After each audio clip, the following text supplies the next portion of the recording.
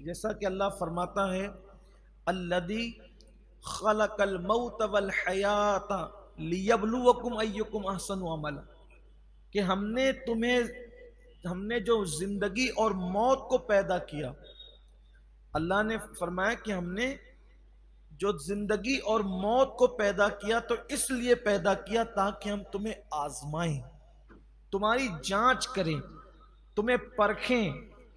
کیوں پرکھیں؟ تاکہ کون تھوڑی سی زندگی کو پا کر احسن عملا، اچھا عمل کرتا ہے۔ تو زندگی خود ہی آزمائش ہے۔ تو بہت لمبی چوڑی تمہید نہیں کرنا، چونکہ یہ تاریخی واقعہ بہت طویل ہے، میں اس کو شارٹ اللہ کی توفیق سے کرنے کی کوشش کروں گا۔ تو یہ آزمائش ہے۔ تو اب آپ کو دولت ملے، اب آپ کو علم ملے، اب آپ کو عزت ملے، اب آپ کو اقتدار ملے، اب آپ کو جوانی ملے، اب اس میں اگر آپ اللہ کے فرما بردار بن کر جھک کر چلیں اور سرکشی نہ کریں، اللہ کی نافرمانی نہ کریں، غرور نہ کریں، گھمنڈ نہ کریں، تکبر نہ کریں، تو پھر اللہ تعالیٰ اور عطا کرتا ہے۔ جتنی عزت دی تھی اس سے اور عطا کرتا ہے، جتنی دولت دی تھی اس سے اور عطا کرتا ہے، جتنا اقتدار دیا تھا اس سے اور عطا کرتا ہے، اس لیے کہ اس کا وعدہ ہے لئن شکرتم لازیدنکم، کہ جب تم میری نعمت پر شکر ادا کرتے ہو تو میں تمہیں مزید عطا کرتا ہوں۔ آپ کہیں گے سرکشی کرنے والے بھی تو مر جاتے ہیں اور اللہ سے وفا کرنے والے بھی مر جاتے ہیں۔ فرق یہ ہے، سرکشی کرنے والے انجام کو پہنچ کر ذلت کی موت مرتے ہیں، اور وفا کرنے والے عزت کی موت مرتے ہیں، اور اس کے بعد پھر اللہ ان کی نسلوں کو بھی اس کی برکتیں عطا فرماتا ہے۔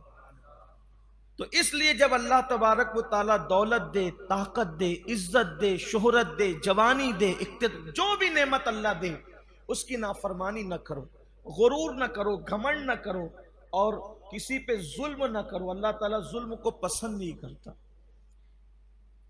آج کل آپ دیکھتے ہوں گے نوجوانوں کو کہ اللہ نے جوانی دی تو کچھ نشے کی طرف چلے گئے، اللہ نے جن کو طاقت دی وہ قتل غارت گری کی طرف چلے گئے، کوئی چوری کر رہا ہے، کوئی عورتوں کے ساتھ زنا کر رہا ہے، کسی کا شوق ہے بدکاری کرنا، بدفعلی کرنا۔ نتیجہ کیا ہے؟ اس کو ایسا لگتا ہے کہ مجھے کون کیا کرے گا، جمہوری ملک میں رہتا ہوں، میرا کون کیا بگاڑ لے گا۔ لیکن نہیں، اللہ تبارک و تعالیٰ کے دست قدرت میں سب کی چوٹیاں ہیں، اللہ تعالیٰ کے دست قدرت میں سب کی چوٹیاں ہیں، کوئی اس سے آگے نہیں بڑھ سکتا، کوئی تجاوز نہیں کر سکتا۔ اللہ پاک فرماتا ہے ہم نے احاطہ کر رکھا ہے،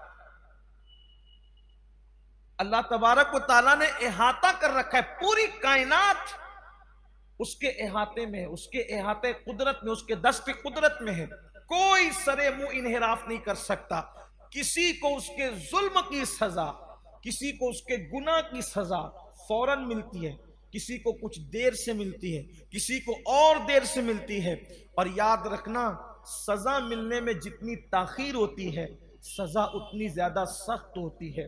اس لیے اللہ کے بندوں کو چاہیے کہ جب اللہ کوئی نعمت دے لوگوں کے دلوں کو خوش کرو، جب اللہ کوئی نعمت دے لوگوں کا سہارا بنو، جب اللہ کوئی نعمت دے، کوئی نعمت ہو، کسی کو نقصان نہ پہنچاؤ، اللہ کے شکر گزار بندے بن کر کے رہو۔